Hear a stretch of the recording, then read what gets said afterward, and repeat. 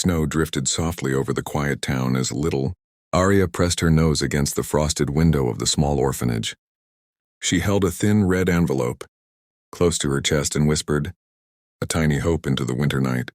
Every year the children wrote letters to Santa, yet Arya wrote hers with a trembling heart. She carried it to the old wooden desk in the hallway, sat down carefully, and began her letter with neat, determined handwriting. "Dear Santa, please send me a dad." The words glowed in her mind, filled with a longing she had carried for years. She imagined what life would be like if she had someone to walk beside her, someone to tuck her in, someone to protect her. Her eyes filled with warmth as she finished her letter and sealed it with a shaky breath. She placed it in the basket for mailing, then walked back to her small room, hearing laughter from the other children who still believed in magic. She believed, too, only her magic was heavier, deeper, aching for a family she never had. Snow kept falling outside, and Arya hugged her pillow, wishing Santa would hear her this time. Far away in the towering glass building in the city, a man named Ethan Hale sat alone in his office high above the streets. He was a billionaire, known for his brilliance, yet known even more for his loneliness. The world saw a polished, confident man, yet beneath the surface lived a heart bruised by loss and grief. He finished signing papers on mergers and projects, then noticed a stack of envelopes his assistant had accidentally added to the file tray. One bright red envelope stood out. Ethan reached for it with mild curiosity. The handwriting was small, gentle, full of hope. He opened it slowly, expecting a donation request or a school program. Instead, he read a simple message that struck him harder than any business decision he had ever faced. "Dear Santa, please send me a dad."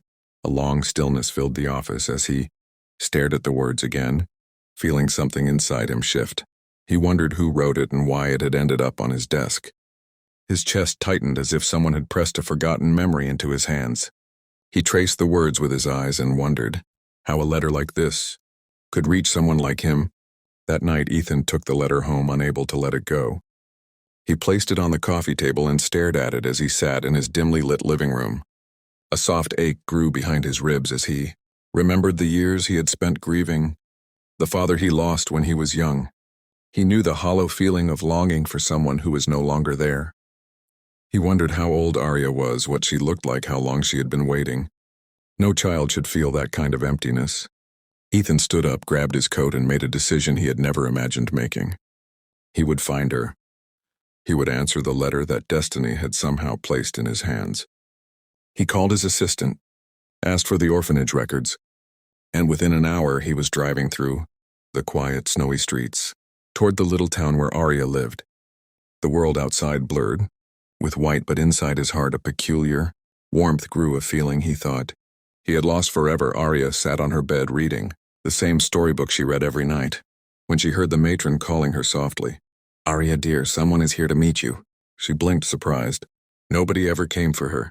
She walked slowly into the visitor's room, clutching her small hands together. A tall, gentle-faced man stood waiting, his eyes softening the moment they met hers. Ethan knelt so he was at her height. "Hello, Arya, I got your letter." Her eyes widened. "You are Santa." Ethan let out a soft breath, touched by her innocence. "Not quite, but your letter found me and I wanted to meet you." Arya felt a cautious glow rise inside her chest. She studied him quietly, noticing the kindness in his gaze, the warmth in his voice. Ethan spent the afternoon with her, reading, drawing, talking, and laughing. It felt natural, almost too natural, like two missing pieces had finally found one another. When he left, Arya hugged him tightly, surprising him with her tiny strength. "Please come back," she whispered. Ethan promised he would. Days passed and Ethan visited, again and again, bringing stories, art supplies, warm mittens, and most of all, his time. The other children grew fond of him too, yet everyone could see that Arya held a special place in his heart. She had a spark that made his lonely world feel alive again. One evening, as they built a snowman in the courtyard, she asked softly, "Ethan, do you think Santa hears every wish?" He looked at her, the sky glowing behind her delicate face. "I think he hears the wishes that matter most." Her smile was small yet radiant. She reached for his hand, and for the first time in years, Ethan felt a sense of belonging rise inside him. The matron watched from the doorway, her eyes shining with hope. She had seen people visit before, but none like Ethan. He was not visiting out of charity. He was visiting because something in Arya had touched him deeply. On a quiet morning, Ethan arrived early to speak with the matron in her office. His voice was steady yet emotional. "I want to adopt Arya." The matron nodded with gentle understanding. "She needs someone exactly like you." Ethan felt a surge of emotion as he signed the papers, feeling as if destiny itself had guided him. Later he found Arya in the playroom, drawing a picture of a family with a tall figure holding her hand. He knelt beside her. "Arya, I have something important to tell you."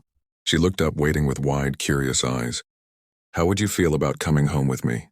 Her lips parted in disbelief, her eyes filled with shimmering hope. "Really? Truly?" She threw her arms around his neck, holding him tightly. "I asked Santa for a dad and he sent you." Ethan closed his eyes, overwhelmed by the truth of her words. The day Arya left the orphanage, snowflakes danced like tiny blessings in the wind. Ethan carried her small suitcase and she held his hand as though she feared he might disappear. She stepped into his warm car and stared at the city lights with awe. When they reached his home, she gasped. At the tall trees wrapped in glowing lights, the fireplaces flickering softly, the gentle golden warmth everywhere. Ethan gave her a room, filled with soft blankets, stars, painted on the ceiling, and shelves waiting for her dreams. She touched the pillows lightly as if making sure it was real. Ethan watched her with a heart full of pride and tenderness. That night she fell asleep in her new bed, clutching a stuffed bear he had given her earlier. Ethan stood at the doorway, watching her breathing softly, feeling something shift inside him, something that felt like peace. Morning sunlight spilled into the house, and Arya woke smelling warm, pancakes drifting through the air. She rushed to the kitchen and found Ethan cooking with a slightly awkward but sincere attempt. She giggled and hugged him from behind. "Good morning, Dad." The word struck him with such emotion he had to steady his breath. "Good morning, Arya." They ate together, shared stories, laughed, and slowly built the rhythm of a family that had been waiting to form. Later they hung ornaments on the giant tree in the living room. Arya placed one special ornament at the very top, a tiny envelope-shaped decoration. "This is my letter," she said softly, "the one that brought me to you." Ethan lifted her up so she could hang it higher. "You brought me back to life, Arya." Snow fell outside, carrying the quiet magic of fulfilled wishes. Inside the warm home, a little girl and a once lonely billionaire had found what they both needed most: family.